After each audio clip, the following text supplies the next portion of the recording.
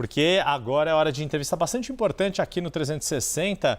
Débora Bergamasco, a gente recebe a deputada federal por São Paulo e presidente nacional do Podemos, Renata Abreu. Deputada, sempre um prazer recebê-la aqui no nosso jornal. Queria começar a nossa conversa aqui fazendo um balanço. O Podemos conseguiu eleger 2 prefeitos de capital neste segundo turno. Teve uma performance melhor, por exemplo, do que o próprio PT. Também tem um desempenho bem significativo em algumas regiões, como aqui na região metropolitana de São Paulo. E já está todo mundo também de olho na eleição da Câmara dos Deputados. Queria que a senhora fizesse um balanço de como se desempenhou o Podemos e o quanto o partido, cujo líder estava lá hoje ao lado do Hugo Motta, está pronto ou ainda vai discutir apoio ao deputado dos Republicanos para a sucessão de Arthur Lira. Boa tarde, bem-vinda. Boa tarde, Yuri. Boa tarde, Débora. É uma alegria estar com vocês. E realmente a gente está muito feliz com o resultado do Podemos, né? Disputamos 6 prefeituras de segundo turno e ganhamos 4, né? Palmas, Porto Velho, São Bernardo do Campo, Guarujá, Limeira e 2 prefeituras grandes também no estado de São Paulo, que é Osasco e São Vicente, que ganhamos em primeiro turno, se consolidando como a 5ª maior força política em população governada do Brasil e do estado de São Paulo. Então, a gente ficou muito feliz com esse resultado. Focamos na eleição de vereadores na capital e principalmente na eleição de vereadores como um todo, porque os vereadores são o alicerce da chapa de federal e estadual, né?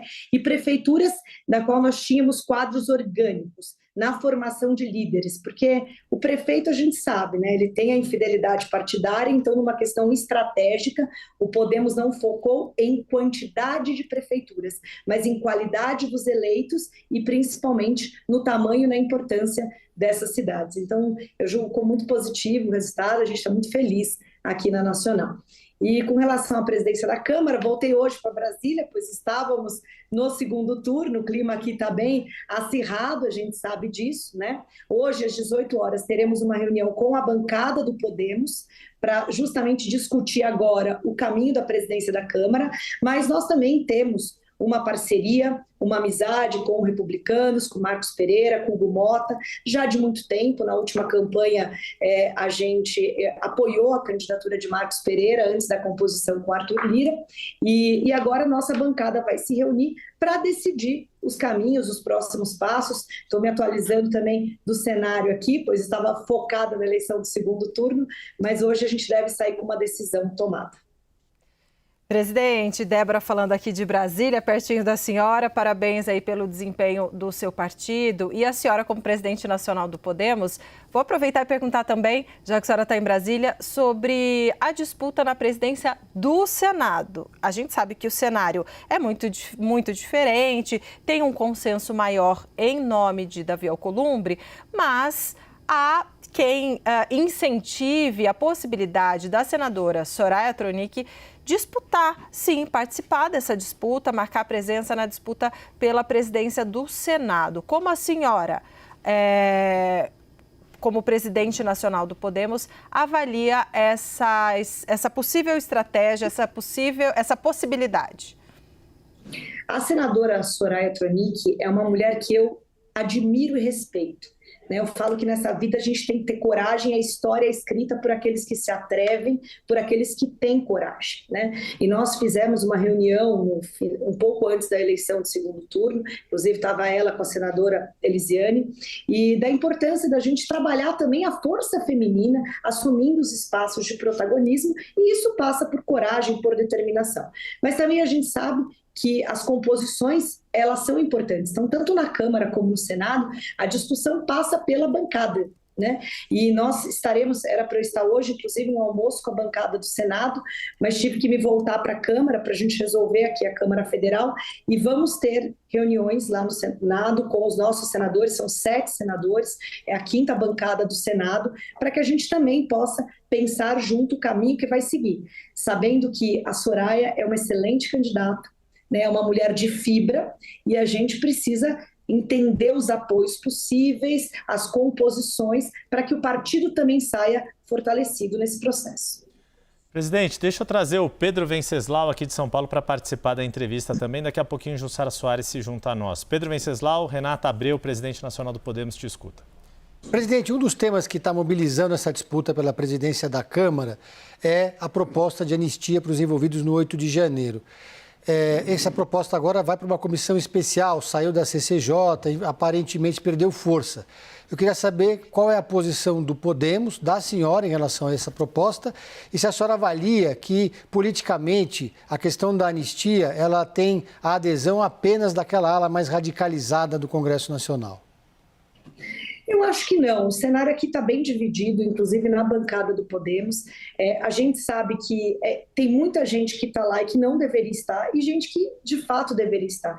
Então, é importante que a Câmara delibere também sobre o tema, que a gente possa pensar em soluções para que não sejam cometidas injustiças, né, nesse processo e consiga tomar uma decisão coletiva, passando por uma composição da Câmara que há muito tempo vem se discutindo, sim, como dar um equilíbrio melhor entre os poderes. Essa é uma discussão que passa não por um fato específico, mas eu acho que a Câmara Federal, assim como o Senado, tem que criar mecanismos de equilíbrio para que todos possam ter, de fato, respeitado o seu poder, tanto no Legislativo, como no Executivo e como no Judiciário.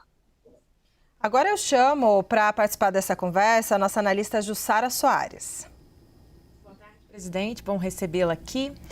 Presidente, teve uma vitória bastante importante do Podemos, que foi justamente conquistar a Prefeitura de São Bernardo do Campo, que é o reduto político, berço político do presidente Lula. Isso também mostra ali uma mudança de forças no chamado Cinturão Vermelho.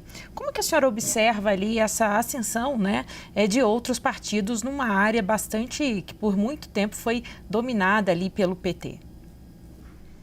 O Podemos, especificamente, ele tem feito um trabalho muito forte de dar oportunidade, como eu disse, para esses novos líderes, que acaba que o sistema político abafa, a gente conhece a política e muitas vezes nessas composições eles ficam sequer sem partido para disputar uma eleição, né? Então a gente começou uma trajetória em Osasco também, né, que o PT tinha uma história em Osasco e o Podemos ganha a prefeitura, reelege o prefeito em primeiro turno e agora faz o sucessor. E no estado como um todo a gente tem feito essa aposta de dar alternativa para a população. E o resultado realmente de segundo turno surpreende. Nós estivemos presentes em 4 no estado de São Paulo, em 4 disputas de segundo turno, e das 4 ganhamos 3, inclusive São Bernardo do Campo, e ali começa um projeto cada vez mais ampliado de construção política. Na região, por exemplo, do Grande ABC, em número de vereadores, o Podemos é a segunda maior força política, e na Grande São Paulo, em número de prefeituras, só perdemos para o PL, também dando uma equilibrada no jogo político, tirando dos extremos, mas com uma disputa estratégica e principalmente dando oportunidade a pessoas novas que estão entrando na política. A gente apostou muito nisso, ao invés de trazer prefeitos de mandato, construir pessoas mais orgânicas, né? Que a gente sabe também que o prefeito eleito ele sofre uma influência muito grande dos governadores. Por isso que a gente apostou em criar pessoas que tenham um trabalho orgânico dentro do partido. O prefeito Marcelo Lima ele tem um compromisso de construir, a partir de São Bernardo do Campo, uma ampliação do Podemos em toda a região, assim como o prefeito Rogério Lins e o prefeito Igor Soares em Itapevi também fez esse trabalho estratégico, elegendo a prefeitura de Vargem Grande Paulista, ali do lado, e na anterior também São Roque. Então é um trabalho de fortalecimento de líderes orgânicos que possam ramificar esse trabalho em cada uma das regiões.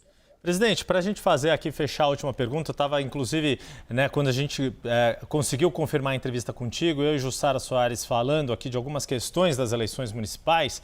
Se por um lado a gente termina aqui o segundo turno, o processo eleitoral como um todo, com vitória de partidos do centro, muita gente falando da moderação, afastando extremismos, por outro lado, também é inegável que se viveu ao longo do primeiro turno um fenômeno ali de eleições, principalmente aqui na cidade de São Paulo, muito agressivas, com algumas muito controversas, para não dizer muitas vezes com um nível bastante questionável, e a figura que foi Pablo Marçal. E aí muita gente também se questiona se Pablo Marçal poderia ser filiado por uma outra sigla que não PRTB. Caberia numa sigla como o Podemos, uma figura como Pablo Marçal e o estilo de fazer política de Pablo Marçal, com cortes nas redes sociais, com um discurso mais agressivo, mais contundente, e isso tem espaço na sua avaliação nas eleições de 2026? Olha, o Podemos sempre adotou uma postura de equilíbrio com bandeiras muito claras, né? Lançamos Álvaro Dias, presidente da República, depois na tentativa de Sérgio Moro, que fez uma opção, né, política, mas a gente sempre optou por ter protagonismo nos projetos majoritários e essa é uma essência do que a gente acredita, de que o Brasil possa ter alternativas, né? A gente tem um perfil, de fato, de mais equilíbrio. Agora, eu entendo que a figura de Pablo Marçal, de fato, ele fez uma divisão no bolsonarismo e mostrou que a direita é maior do que o Bolsonaro. Isso é fato, né? As eleições mostraram isso. Então, ele é um player importante, sim, no processo eleitoral. Acho que ele mostrou uma forma de fazer política e campanha diferenciada, e acho que se ele tivesse mesclado uma estratégia de mais equilíbrio e de mais formação de grupo político, ele tinha dado mais trabalho. Mas a gente não pode desconsiderar a força política que Pablo Marçal ganhou nessa eleição. É claro que ele precisa, na minha visão, avançar e entender que política se faz com grupo. Tanto é que a eleição de deputado federal, ele acabou ficando de fora, a última eleição de presidente da República, que ele queria disputar, acabou perdendo a legenda para depois ser deputado federal. Então, é importante que os players da política estejam num grupo, dialogando e com estratégia. Eu ainda acredito que uma boa estratégia com um produto de equilíbrio, ele tende a ser mais efetivo. E realmente o Podemos mostrou que isso é verdade. Fomos para o segundo turno, na maior parte das cidades, no segundo lugar. Porto Velho, por exemplo, né, a Mariana quase ganhou a eleição no primeiro turno. A gente foi, né, na raspa do tacho para o segundo turno, mas com um candidato sem apoio dos extremos, a rejeição conta muito no segundo turno. Palmas, a mesma situação, fomos para o segundo turno com muita dificuldade. No segundo turno, a candidata que tinha apoio do extremo perdeu a eleição. Então, a estratégia para se ganhar grandes prefeituras, governo de estado e uma presidência da República, ela passa por uma estratégia também de chegar no segundo turno com perfis mais equilibrados, salvo se tiver os dois extremos, aí sim você tem uma incógnita, que era o caso se fosse Boulos e Pablo, seria uma incógnita do resultado da eleição. Mas um cenário de Nunes com Boulos, eu entendia que o Nunes ia ganhar a eleição muito forte, porque é uma rejeição pequena, um homem equilibrado, né, com uma avaliação de governo boa, era muito difícil ele perder aquela eleição. Deixa eu ver o nosso pessoal. Opa, vai lá, Jussara. Voltou. Jussara. Uma última pergunta aí que ficou quicando. O Podemos tentou lançar o hoje senador Sérgio Moro à presidência. Acabou não se concretizando. Tem a possibilidade de, numa negociação para atrair Pablo Marçal, Podemos investir numa candidatura, o Podemos pode investir numa candidatura a presidente de Pablo Marçal? Olha, política, como eu disse, se faz em grupo. Né? Então, todas as decisões partidárias do Podemos, ela passa por ouvir os deputados federais, os senadores da República, o nosso time, os prefeitos. Então, não pode ser uma decisão somente da Executiva Nacional, precisa ser uma decisão coletiva. Né? A gente tem um foco muito importante, sim, de eleger os deputados federais, reeleger os nossos senadores, e eu, pessoalmente, gostaria muito de lançar um candidato à presidência da República.